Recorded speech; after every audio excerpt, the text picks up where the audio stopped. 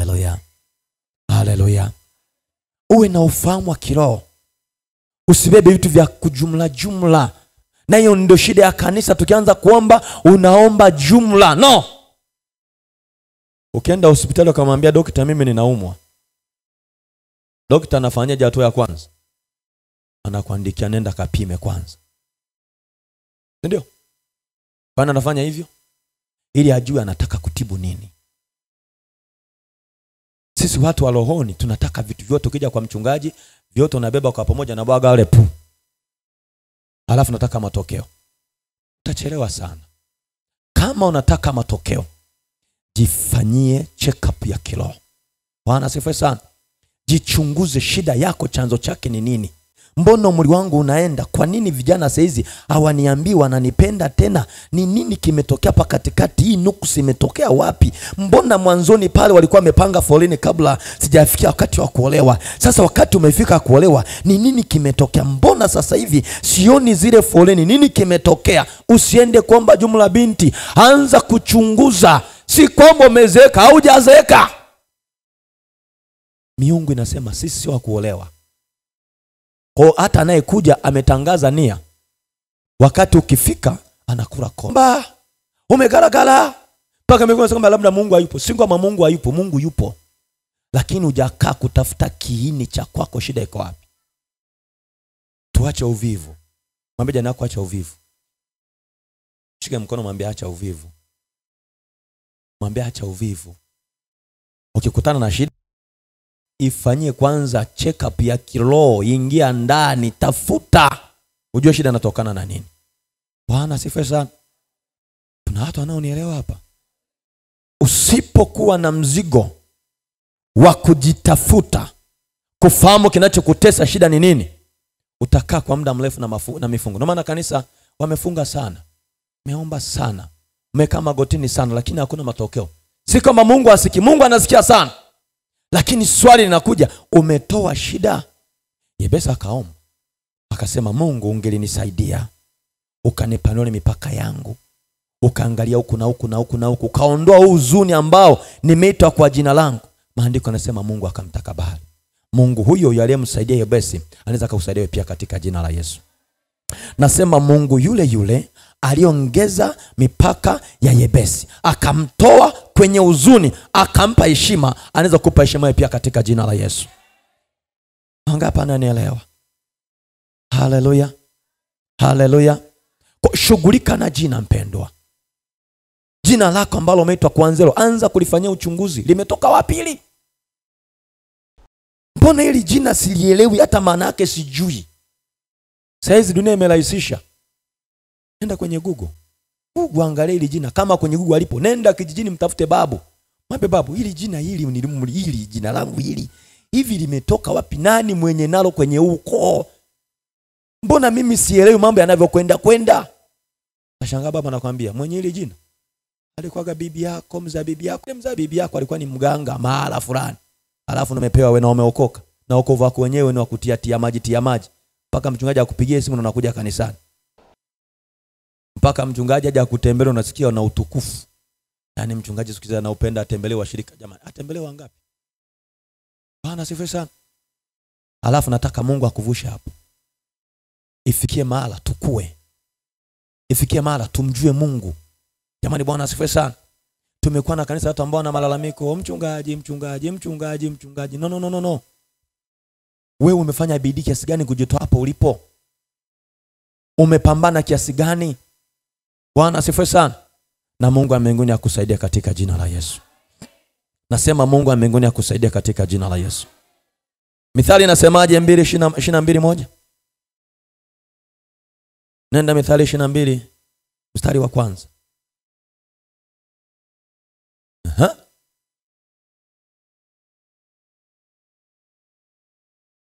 Bwana asifiwe sana. Mithali 22 umefika mtumishi wa Mungu? Hebu soma mstari wa kwanza unasemaje? Ndio.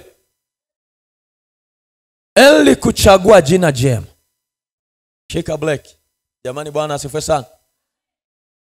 Yaani kuna watu ambao wanapenda mali nyingi lakini hawashughuliki na majina yao. Mwenye Mithali anasema hivi, heri yule anayechagua jina jema kuliko mali nyingi. Bwana asifiwe sana. Kwa nini? Kwa sababu mali zinaweza kuisha, lakini kama una jina jema, jina litakutangaza katika jina la Yesu. Jina litazungumza kwa ajili yako katika jina la Yesu. Jina linaweza likakutambulisha hata ambako hujawahi kufika. Watu wakawa na kuzungumzia. Kuna mtu mmoja pale maji ya moto, ukimwona tu shida yako imepona. Jina linakutambulisha. Jina linazungumza kwa ajili yako. Bwana asifiwe sana. Upenda, mnanielewa? Ndio kusoma. Aha. Mstari moja tu. Bi yake. Bwana asifiwe sana. Anasema jina ni bora kuliko neema, kuliko fedha, kuliko chochote. Sasa sisi tumezitamani fedha na mali, tumeacha kuangalia majina yetu ambayo tumepewa. Leo kaanze kufanya homework. Kaanze kujiangalia maisha yako. Fanya kama Yebesi. Anza kuangalia. Kwa nini mambo yangu hayaendi? Saa nyingine umeshagombana na umepigana huko, maombi, mifungo na kila kitu. Leo kafanya homework ya jina lako. Nenda kalichunguze hilo jina ambalo umepewa. Nenda kachunguze jina la mtoto wako. Mtoto unashangaa kanakuwa ni kakorofi ka ghafla. Akasikii. Hata unapiga lakini akabadiliki. Mtoto ana shida gani? Jina alilopewa ndio linalosumbua maisha yake. Kwa lazima uchunguze hicho kitu na Mungu atakusaidia katika jina la Yesu. Sema amen. Jambo la nne ambalo shetani analitumia kuwafunga watu ni mahusiano mabaya. Sema mahusiano mabaya. Sema mahusiano mabaya. Weka dash pale chini, andika hivi: shetani anatumia mahusiano yasiyo haki mbele za Mungu kuua viroho vya watu. Shetani anatumia mahusiano mabaya ama yasiyo haki mbele za Mungu kuua viroho vya watu. Ezekiel 16:36 mpaka 37 na waraka wa pili wa Petro sura ya 2 13 mpaka 15. Hebu tuanze na Ezekiel 36 mpaka ule mstari wa 37. Bwana asifiwe sana. Ezekiel 16:36 mpaka 37. Mahusiano mabaya. Hapa kanisa, naomba mnisikilize vizuri. Kuna roho imeingia ndani ya kanisa ya uzinzi. Bwana asifiwe sana. Wapenda, tunaelewana? Hii lazima tuiseme waziwazi, tena pasipo kificho. Mtu yoyote aliyeokoka, aidha kwa bahati mbaya ama kwa kupanga, akizini, ni mara moja tu anafyonzwa nguvu za Mungu ndani mwake. Uzinzi una sifa ya kumwondolea mtu ujasiri wa kumsogelea Mungu. Bwana asifiwe sana. Sasa anasema kwenye kitabu chetu hiki, anasema palipo kufunuliwa uchi, kwa maana ya uzinzi, nguvu ya Mungu inafyonzwa ndani. Na kanisa limeona uzinzi ni sehemu ya maisha. Na umetoka hata kwa washirika, mpaka umeapa kwa baadhi ya watumishi. Ni mwimba kwaya anazini, ni mwimbisha sifa anazini. Yaani ni mambo ya ajabu yamekaa ndani ya kanisa. Bwana asifiwe sana. Sasa panapokuwa na mahusiano yasiyo haki, hata saa nyingine marafiki, si kila rafiki ni rafiki wa kiroho chako. Weka mipaka. Usijimimine kwa mtu ukajimwaga ukawaze akakujua kila kitu chako. Na ndio shida inayolitesa kanisa. Unapoeleza mambo yako kwa watu ambao unadhani ni marafiki, ukidhani ni marafiki zako wa kweli, kumbe wengine si marafiki, ni mawakala tu. Bwana asifiwe sana. Juzi nimetoka kuambia nikasema hivi, ukimwona mtu anakuja kanisani kwako, anasema nimekuja niokoke ili nikuhoe, huyo sio muoaji. Achana naye. Na kama huo utaratibu upo, kama ulikuja kwa design hiyo, njoo uokoke, habari ya kuwaje baadaye. Bwana asifiwe sana. Shetani akiangalia spidi yako ya utumishi, akaangalia unavyomnyenyekea na kumpenda Mungu, anakutafutia mtu ambaye atakuzuia kwenda mbele. Lakini pia limeingia hata kwa wanandoa, na wao wanaamua kutafuta kijumba kidogo kidogo akapate faraja.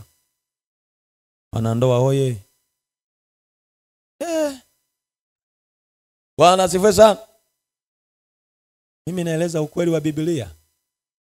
Ndoa nyingi zimeingia kwenye misukosuko kwa sababu mtu mmoja aliamua kwenda kutafuta faraja nje, kwamba ndani hakuna faraja. Anaweza akaimbisha tu kusifisha, yani watu wakapata msisimko, lakini maimbi zile nyimbo zake azigusi tena moyo. Ndio maana Mungu atupe neema kwenye makanisa yetu. Tunaposifisha watu wavuvujike. Tunaposifisha watu wa connect nguvu za Mungu. Bwana asifiwe sana. Kanisa, mnanielewa? Na ongea vitu ambavyo anavitumia kuhakikisha anagandamiza maisha yako asinuke. Hiyo ni roho inaingia ndani ya maisha. Na nikuweke wazi, si kwamba shetani atakuja kwa vitisho. Atakuja kwa kukubembeleza. Atakuja kwa kukunongoneza. Atakuja kwa kukusemesha masikioni. Kwani ukitoka mara moja kuna ubaya gani? Si ni mara moja tu. Mimi nakwambia hata kama unakufa njaa, ni heri kufa njaa kuliko kumtenda Mungu dhambi. Bwana asifiwe sana. Na dhambi ya uzinzi imeingia kwenye makanisa ya kiroho paka inanuka. Paka inanuka. Bwana asifiwe sana. Maana ni roho imeingia ndani ya kanisa, imefikia mara wanahalalisha. Nasema unajua hii sasa, unajua Mungu naye atuhurumie, mambo ya mbinguni ni ya mtu mmoja mmoja. Uzinzi ni uzinzi. Unafaa kukemewa wazi wazi na hadharani kama unataka kupona. Binti hujaolewa, mtu amekupenda, afate utaratibu. Asikuvutie kichakani. Na shida yako wewe, shida yako ni msimamo eti unanipenda yani mimi mwenyewe lakini mchungaji wangu akijua, unajua atanitenga. Mwambie siji. Napongeza wale kipindi kile cha nyuma. Natamani utaratibu ungeweza kuendelea. Akipatikana mchumba, mnakutana kanisani, akiwepo mzee wa kanisa anasikiliza mnaongea nini. Siku hizi mnakutana huko hujachumbiwa na barua haijatolewa, unakwenda kufua nguo. Wewe hizo nguo unakwenda kufua za nani? Baada ya nguo kinachofuata, ikimbieni zina. Mabinti na vijana, kimbieni zina. Bwana asifiwe sana. Na shetani alitakuja atakwambia ni huyu atakuangusha kwenye uzinzi. Atakuja taratibu. Atakuja kwa haraka. Atakwenda kidogo kidogo. Anakunongoneza, naona sikiliza tu. Mimi nakupenda eti wewe ni mzuri eti una shepu nzuri eti kwani wewe hujijui kwamba shepu una?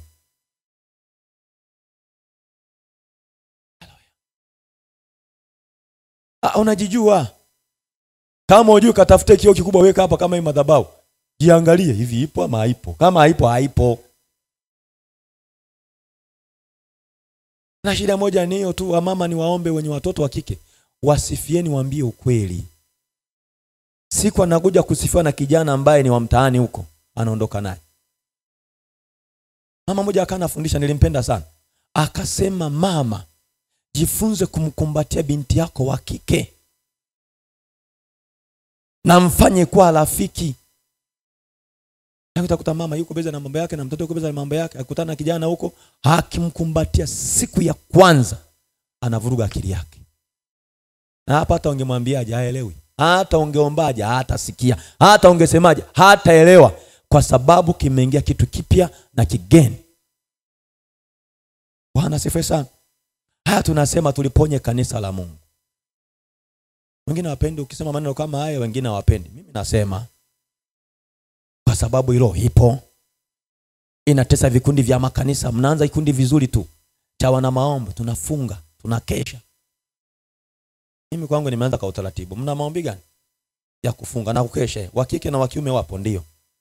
Tuweke zamu. Unaanza na wa kike, mnatangulia, mnafunga siku 3, mkimaliza Mungu awabariki na wa kiume waingie wafunge. Mnafunga wote siku 3 na usiku mnakesha mpeke yenu. Mimi ndio kufanya kazi kwa nalinda jamani, wanakesha. Kwa hiyo naomba hawa ama wanaanza kuombeana wao kwa wao. Hiyo muda mimi sina. Tunaweka mipaka. Jamani, Bwana asifiwe sana. Kanisa, mnanielewa? Jambo lolote la kiroho linawindwa. Mnaanza vizuri, vikundi vizuri tu vya ushuhudiaji, mwinjilisti wa kike na mwinjilisti wa kiume. Mnagonga injili kweli kweli. Siku mnaamua kuenda gonga injili mpaka chumbani kwako, mnahubiriana wenyewe wawili.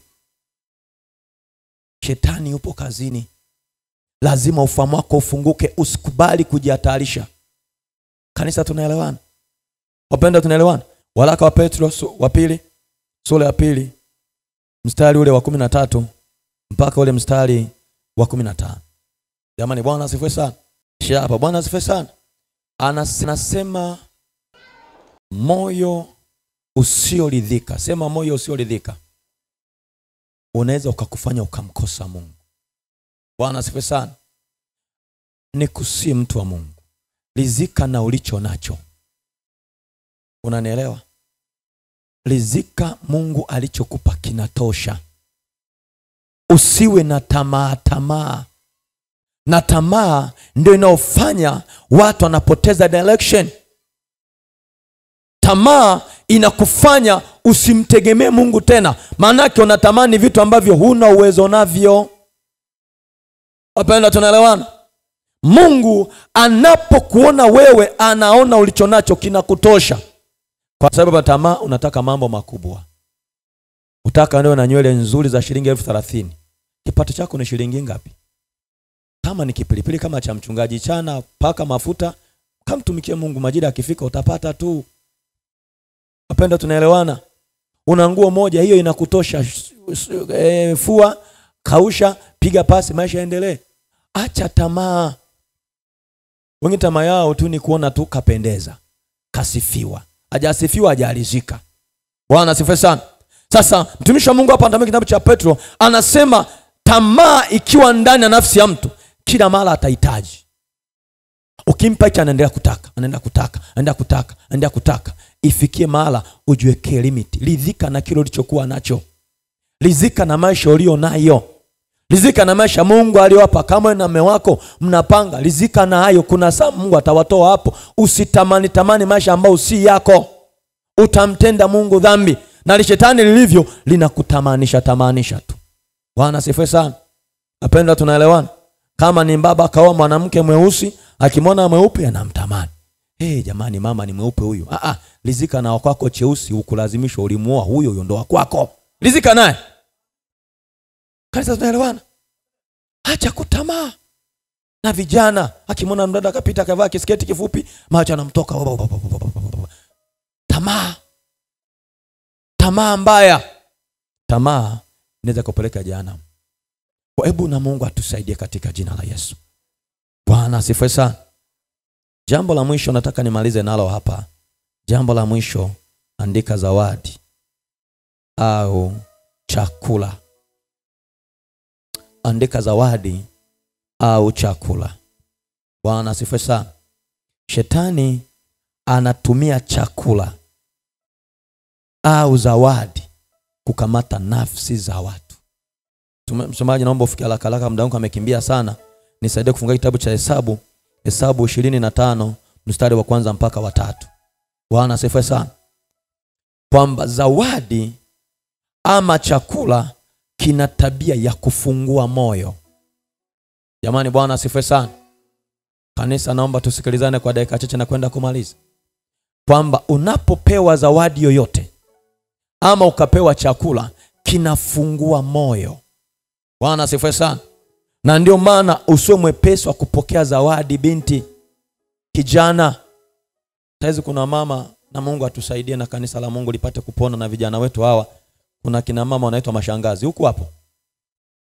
Mashangazi. Umeshasikia kitu kama hicho? Wanaitwa mashangazi. Umesikia? Huko hawapo Wapo. Na huko wamefika? Saidi. Wao Shida yao ni vijana wadogo wadogo hao. Vijana mpo? Vijana mko wapi? Mbona sio ni vijana mko wengi hapa siwapotee mmenipotea. Kumbe mpo. Hivyo na wewe kijana mwanaume atakuwa ufanye kazi upate vya kwako. Unapenda mteremko naye mtoto wa kiume. Ina hapa vijana hiyo tabia hawana. Zawadi inafungua moyo. Iwe ni ya chakula, iwe ni ya fedha, iwe ni nguo, ina tabia ya kufungua moyo. Mtu anapokupa kitu ukakipokea, kinaanza kuzungumza ndani ya moyo. Na ndio maana mtu akitaka kuharibu hatima yako, hata kuja moja kwa moja na fahamu umeokoka kuambia ninakutaka. Hata kuja hivyo, ataanza vizawadi vidogo vidogo. Leo kakupa hiki umechukua. Kesho kakupa kile umechukua. Kesho kakupa kile umechukua. Wewe mwenyewe utajikuta unajipeleka mwenyewe tu. Kama chatu na mbwa. Nataka nataka, kisitaki nataka. Anapokupa mtu kitu jioji, kwa nini kanipa? Kwa nini akupe? Umefanya kazi gani? Umemfanyia nini mpaka akupe hiyo fedha? Na unapokea tu. Pasipo kuoji. Unachukua tu. Zawadi yoyote ina tabia kufungua moyo. Hesabu inasemaje mtumishi wa Bwana, tumalizie hapo. Hesabu ile sura yetu ya Hesabu sura 25 mstari wa kwanza mpaka wa 3. Hesabu 25. Anasema Israeli wakiwa safari ya kutoka Misri kwenda Kanaani, wakafika mahala wakakaa, wakaanza kuzini na watu wa mji ule,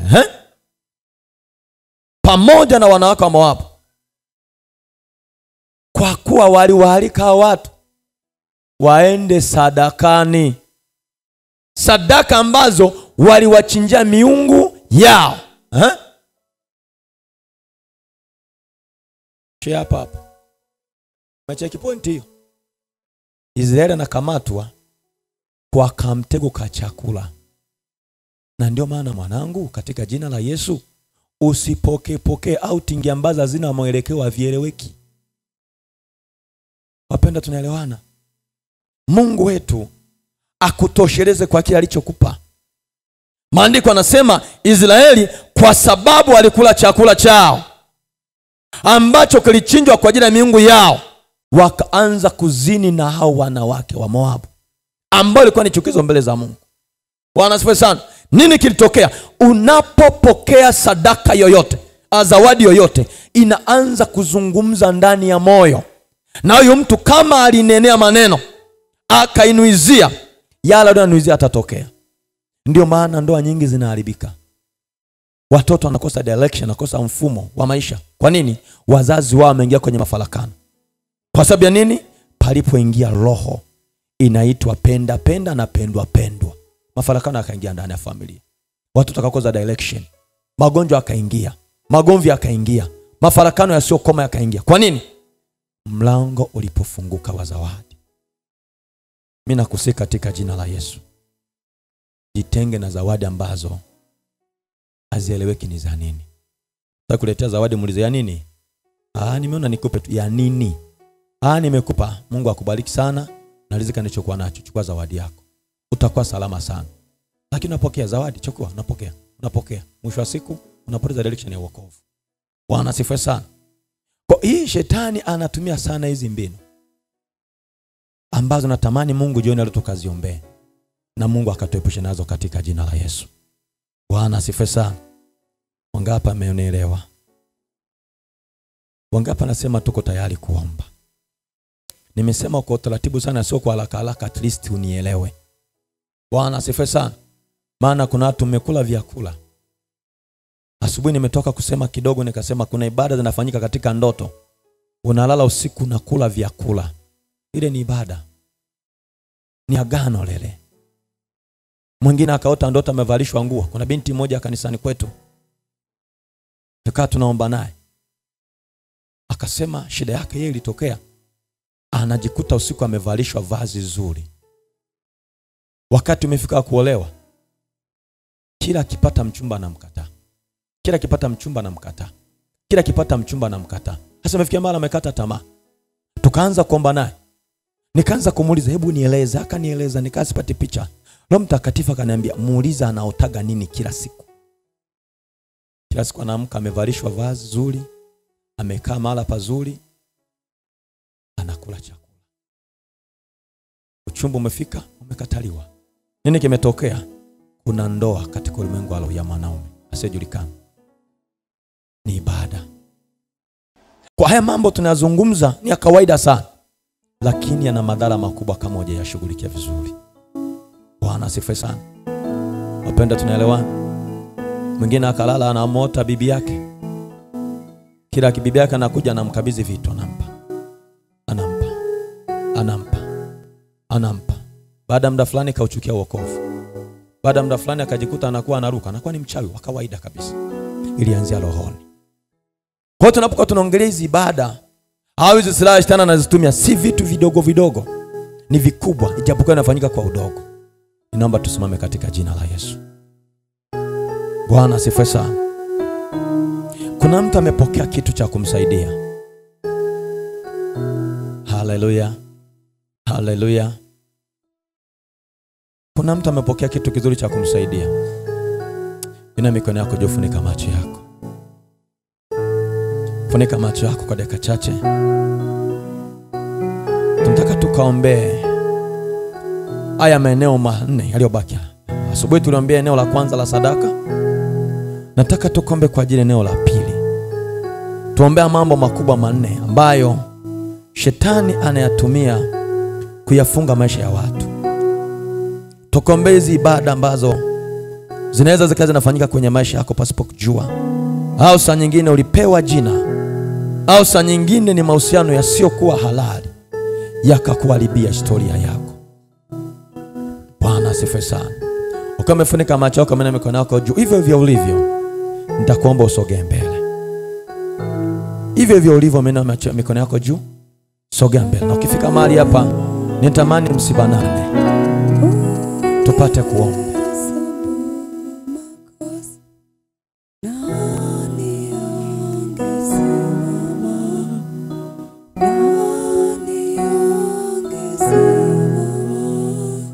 Unaweza mkakunja hata viti kule. Nataka tuweke hata mistari 3-4 ili kila mmoja apate nafasi ya kuomba. Asante Bwana. Naomba tumlete yule mama na kiti chake, aje hapa mbele na kiti chake. Asibaki hata mtu mmoja huko nyuma. Watu wote sogeni mbele. Sogeni mbele, sogeni mbele.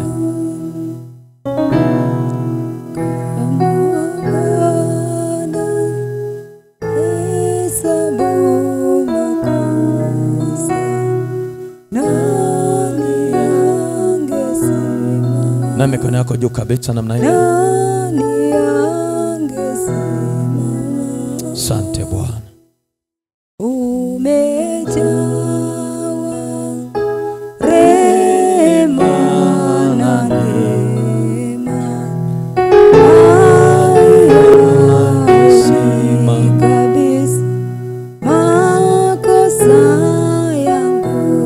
Yes.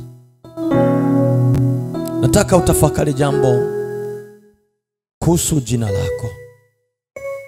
Nimeeleza kwa upana kiasi gani majina yanaweza kufunga maisha ya watu. Yebesa alipotambua jina la kwake ndio kikwazo, hakunyamaza. Alimlinga na Mungu. Nanda kingepita kwa mbali kinaleta aina fulani ya utukufu. Bwana asifiwe sana. Jina lako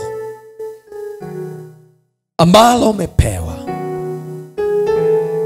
linalotesa maisha yako, mlingane Mungu. Changina upigi hatua, wendi usogei, iwe ni kilo ama kimwili, usogei. Huko hapo ni kwa sababu ya jina. Hama saa nyingine ziko ibada, hama umewahi kuingia kwenye mahusiano yasiyo haki, yamefungwa mlango wa mauti, mafarakano, magomvi, vita sioisha. Ukiwa na mikono yako juu namna hii na uko umefunika macho yako, tunapokwenda kuomba, nataka umwambie Mungu. Kama ni jina, mwambie Mungu, nisaidie, nipe neema ya kuvuka, nibadilishe hili jina Yamkini jina lako lina magonjwa, kila mwaka unaumwa, umekuwa mteja wa hospitali. Wewe jina lako ni magonjwa tu. Ama jina lako wewe ni mafarakano. Wamekupa jina la kufarakana. Wezi ukakaa na mtu mkaongea vizuri, unaanza vizuri, ghafla mahusiano na kufa. Ni roho, ni jina. Na shetani ana uwezo wa kutengeneza jina katika ulimwengu wa roho, akakubandika ukapewa jina la hasara. Kila utakachokishika kitafika mwisho, kila utakachokianzisha akitafika hatima. Hilo ni jina la hasara, jina la kufa, jina la kuzaa mapooza. Cheki jina ambalo unaopaleti maisha yako. Hao sangine kuna ibada zinafanyika. Maandiko yanasema Israeli wakapewa chakula. Yamkini umelishwa vyakula katika ulimwengu wa roho, kwenye ndoto, vyakula na lisho usiku. Baada ya hapo uhusiano wako na Mungu unakufa, maana chakula kinamtia mtu unajisi. Walipokuwa pale Israeli wakala chakula, wakatiwa unajisi, wakaanza kuzini na wanawake wa maana pao. Kwa nini? Walipewa chakula, walilishwa chakula.